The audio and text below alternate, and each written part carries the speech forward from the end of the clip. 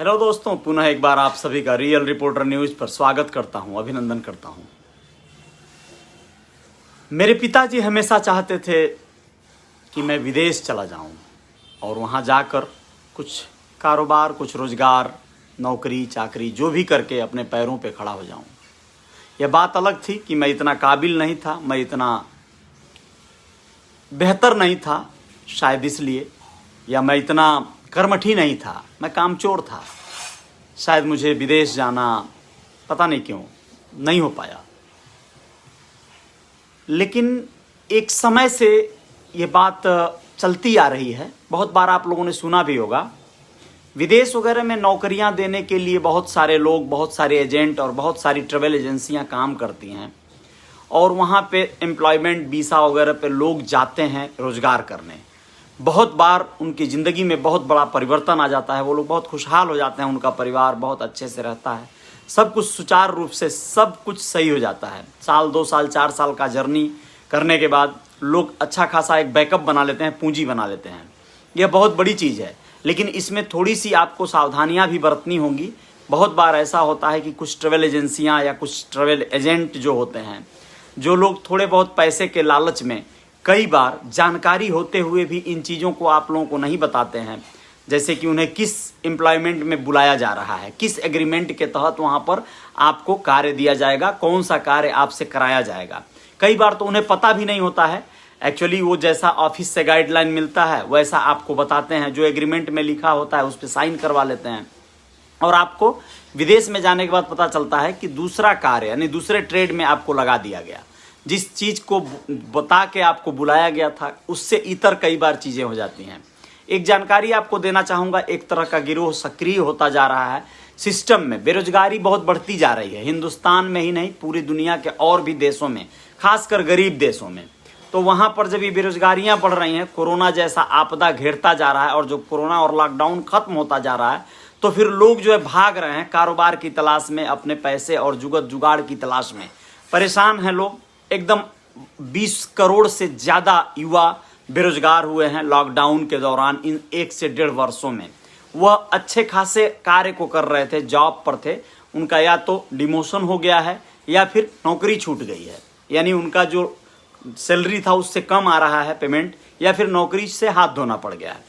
ऐसे में बहुत सारे लोग और खासकर लेबर कैटेगरी के लोग भी बहुत ज़्यादा तबाह हो गए, चूँकि उनका बैकअप भी मजबूत नहीं होता है, गरीब होते हैं। तो जैसे ही अवसर मिलता है फिर वो नई चीज़ों के लिए दौड़ते हैं। यह दौड़ कहाँ तक उनको लेकर जाती है, ऐसे में कुछ बिचौलिए और कुछ दलालों की लॉटरी जैसी लग गई है।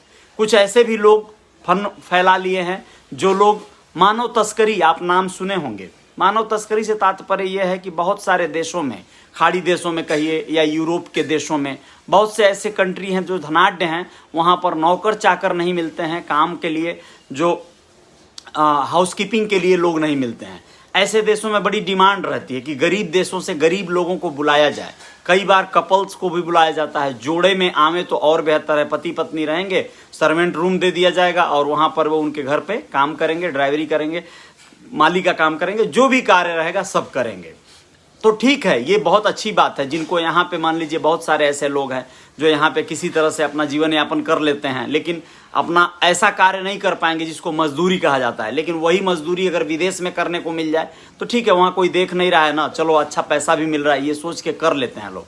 बहुत अच्छी बात है, ऐसी सोच होनी भी चाहिए। इसी को कहते हैं कर्मठता। यही शायद हम अपने आप में शायद स्वीकार नहीं करवा पाए, अपने आप को समझा नहीं पाए, या हमारे भाग्य में नहीं था। जो कुछ भी कहेंगे वो सब कुछ स्वीकार्य है। तो हम ये कहना चाहते हैं कि आप लोग जाएं जरूर, विदेशों की यात्राएं करें, विदेशों में नौकरी करने जाएं, काम करने जाएं। कई बार क्या होता है कि आपको बुलाया जाता है दूसरे ट्रेड में बता के, और वहाँ पे जाके जब दूसरा कार्य आपको थमा दिया जाता है, बकरी चराने का डंडा थमा दिया जाता है या झाड़ू पोछा करने का सामान थमा दिया जाता है, तो आप परेशान हो जाते हैं। कई लोग समझौता कर लेते हैं, सोचते हैं अब मेरे हाथ में कुछ भी नहीं है, मेरा पासपोर्ट भी नहीं है और मैं देश से अपने बहुत दूर हूँ, मेरे साथ कुछ भी हो सकता है, यहाँ पे पराये देश में हूँ और कोई मेरी मदद नहीं कर सकता। तो कंप्रोमाइज़ करते हैं और कंप्रोमाइज़ करके वो जैसे तैसे अपने कार्य को कर रहे होते हैं। मैं बगावत करने की बात नहीं कर रहा हूँ, एम्बेसी होती है हर देश की, हर देश में आप बगावत करना चाहो तो वहाँ पे तमाम लेबर कोर्ट और एम्बेसी का मदद लेकर बगावत कर सकते हो मौका मिले तो, लेकिन उसमें बहुत फजीहत होने के चांसेस ज़्यादा हैं क्योंकि आप फॉरेन में हैं और वो व्यक्ति वहाँ का स्थानीय नागरिक है, उल्टा आपको कोई केस लाद के जेल भी भिजवा सकता है। तो इस तरह के हालात से कई लोग गुजर चुके हैं। लेकिन अगर कई लोग समझौता कर लेते हैं कि चलो भैया साल 2 साल की बात है यार, सैलरी तो मिल ही रही है, घर में गरीबी भी है, चलो हम रह लेते हैं, काम कर लेते हैं, तो काम कर लेते हैं लोग, काम कर भी लेना चाहिए, ये समझदारी है। और फिर आप किसी तरह अगर वहां से वापस आते हो नहीं मन कर रहा है तो मत जाओ, नहीं तो दूसरे कार्य में सही ऑफिस और सही व्यक्ति के माध्यम से जाओ।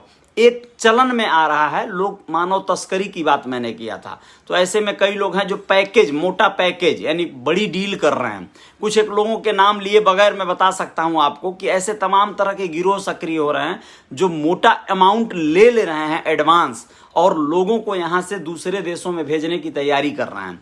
दूसरे देश में आप जाएंगे, आप वहां नौकरी करेंगे, आपकी सैलरी में से, पगार में से वह जो मोटा अमाउंट एडवांस में दिया गया है वो कट होगा। यानी आप काम करेंगे, आपकी सैलरी में से किसी और ने पेमेंट ले लिया है एडवांस, उसका पैसा वो कट होता रहेगा। यानी आप सावधानी बरतिए, आप जानकर मतलब किसी झंझावत में मत फंसिए। पैसों की लालच ठीक है, लेकिन इतनी भी ठीक नहीं है कि आपको और बड़ी मुसीबत में डाल दे। और आपको मैं बताना चाहूंगा कि इस तरह की समस्याओं को पूरा जांच पड़ताल करके आप लोग कोई हथकंडा अपनाइए। अब देखिए कोरोना काल चल रहा है, लॉकडाउन चल रहा है, इसमें बहुत बदहाली है, बहुत बेताब हैं लोग, ईएमआई टूट गया है, बहुत सारी चीज़ों का मतलब गैप जा रहा है। तो ऐसे में कई लोग आपको प्रलोभन देने वाले आएंगे, लोन लेने का प्रलोभन। सरकार तो दे ही रही है, देख ही रहे हैं आप लोग, तमाम तरह का लोन ले लो, लोन ले लो, लेकिन एक्चुअल में लोन सबको एलिजिबल लोग नहीं होते हैं। बहुत सारे लोगों का सिविल खराब होता है, मेरी तरह तो बहुत सारे लोग बहुत तरह की समस्याओं में होते हैं, उनके पास कोई ऐसी चीज़ नहीं होती है जिसको गिरवी रख के लोन ले। तो बहुत सारी समस्याएं हैं, लेकिन मैं आप लोगों को कहना चाहता हूं कि आप लोग क्या करेंगे कि आप लोग लोन हड़बड़ा के नहीं लेंगे, किसी से ले लिया, जांच पड़ताल करिए कितना % आपको इंटरेस्ट देना है भाई, आपका लोन का अमाउंट कितना हो जाएगा। ईएमआई ठीक है, आपको बता दिया सामने वाला कि आपको 3,000 रुपया महीना भरना है, लेकिन आप पहले ये तो पता करो कितने महीने भरना है और कितने साल भरना है। आपने कोई ऐसा लोन ले लिया, पता चले कि आपने लिया 2 लाख और आपको भरना पड़ेगा 10 लाख, और वो भी गले में फंदा पड़ा हुआ रहेगा, समझिए आप मरने की कगार पे ना आ जाएं। बहुत सारे लोग सुसाइड कर लेते हैं, आप लोगों ने सुना होगा टीवी में, अखबारों में, न्यूज़ में, तमाम तरह की चीज़ों में बहुत सारे लोग ऐसे उलझुलुल तरह के लोन ले लेते हैं। हड़बड़ा के लोन न लीजिए, समझ बूझ कर, किसी से राय लेकर, पूरा समझ कर, बहुत तस्दीक करके। लोन वगैरह के चक्कर में तो पहले पढ़िए ही मत, जो पड़ जाता है वो फिर निकल नहीं पाता है, बहुत मुश्किलें होती हैं, बहुत तरह की समस्याएं आती हैं। थोड़ा सा जैसे भी हो आप लोग कुछ करके, कुछ बेहतर करके, लोन लेना गलत नहीं है, लेकिन लोन को भरने के प्रोसेस पे काम होना चाहिए, तब जाके वो कंटिन्यू चल पाएगा और आप सुकून से परिवार के साथ रह पाओगे। आप लोगों को ये सारी जानकारियां जो मैं दे रहा हूं उसके पीछे के लॉजिक ये हैं कि इस तरह की तमाम समस्याएं सामने आ रही हैं लोगों के, और उनके जीवन को ये लीला समाप्त करने का कारण बन जाएंगी। एक और समस्या बहुत फन उठा रही है, आपको चीट करने का बहुत सारा कॉन्सेप्ट दुनिया के लोग, तमाम तरह के लोग बना रहे हैं, उसमें एक बड़ा भारी फार्मूला अपना रहे हैं लोग। आजकल आपको मतलब अननोन नंबरों से वीडियो कॉल आएगा, उस वीडियो कॉल को आप, हर किसी को नहीं आएगा, अंगरू मंगरू चिंदू को तो नहीं आएगा, वो टारगेट करते हैं लोग, कौन है संपन्न है, कौन सक्षम है, कौन पैसा दे सकता है, उसका Facebook ID, Google ID, Twitter account को देखते हैं देखने वाले, और उसका लक दक देखकर, उसकी संपन्नता देखकर उसको कॉल करेंगे। कॉल करके आपको वीडियो कॉल पे एकदम सीधे सामने एक लड़की दिखाई देगी, लड़की अपना फटाफट कपड़े वपड़े उतारने का कारनामा करेगी, आपको अच्छी अच्छी बातों में कुछ देर तक मतलब फंसाएगी, और उस सारे चीज़ों का फोटो पिक्स जो है वो लोग स्टिल मतलब समझिए कि फोटो खींच लेंगे, ठीक है ना, यानी कि आपको समझो उसका रिकॉर्ड बना लेंगे, एक दस्तावेज बना लेंगे कि आप उनसे वीडियो कॉल पे बात कर रहे थे, उनका जो न्यूड जो फोटोज़ है वो सब देख रहे थे, और उसके बाद आपको ब्लैकमेल करने का सिलसिला शुरू होगा। कहा जाएगा, भेजा जाएगा आपके नंबर पे व्हाट्सएप पे, और बताया जाएगा कि आपने हमसे जो चैटिंग किया, जो बातें किया है, आप 20,000 रुपया भेजो, 10,000 रुपया भेजो, 2 लाख रुपया भेजो, 1 लाख, जैसा कद है आपका वैसा आपसे डिमांड किया जाएगा, वरना हम आपके खिलाफ जो है कार्रवाई करेंगे, चीटिंग आप हमारे साथ चीटिंग की हो, मतलब बहुत सारा। अब आप इज्जतदार हो तो आप सोचो कितना डर जाओगे, अब वो फोटो वायरल ना हो, इस तरह की वीडियो लीकेज ना हो जाए कि आप गलत बात कर रहे थे किसी से, इस तरह का किसी का फोटो देख रहे थे, आपका मुंडी वहाँ कोने पे दिखाई देगा, उसका पूरा ओपन फिगर दिखाई देगा, तो ये आपका वो लोग मतलब बना लिया, एक रिकॉर्ड बना लिया ना, तो इस तरह का हरकतें करके लूटने वाले अनोखा अनोखा प्रकल्प बना रहे हैं। तो ये बहुत बड़ा एक रैकेट चल रहा है एक तरह का, और भी रैकेट कई तरह का चल रहा है। आप लोग सावधान रहें, इस तरह के हरकतों वाले फोन कोई आवे तुरंत आप लोग कट करें, उसे रिसीव भले कर लिया लेकिन कट करो। और वीडियो कॉल तो आप अननोन नंबर का उठाओ ही नहीं।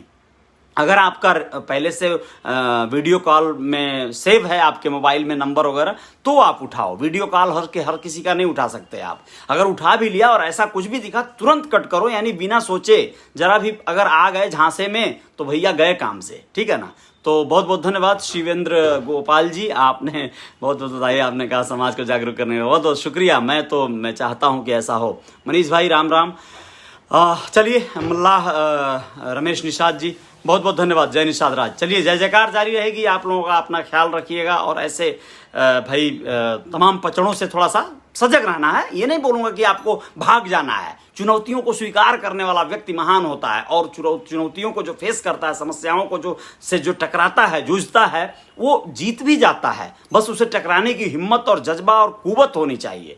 लेकिन आपके साथ अगर कोई भी इस तरह की हरकत कहीं हो भी जाए तो आप लोग घबराइए नहीं, डरिए नहीं, उससे लड़ने का सोचिए और उसका भंडाफोड़ करने का सोचिए और उससे मुंहतोड़ जवाब देने का सोचिए। लेकिन पहले तो कोशिश करिए ना यार, फंसिए ही मत। तो ये सबसे बड़ी बात होगी। चलिए जय हिंद, जय भारत, जय जयकार जारी रहेगी। पेज को फॉलो कर लीजिएगा, चैनल को सब्सक्राइब कर लीजिएगा।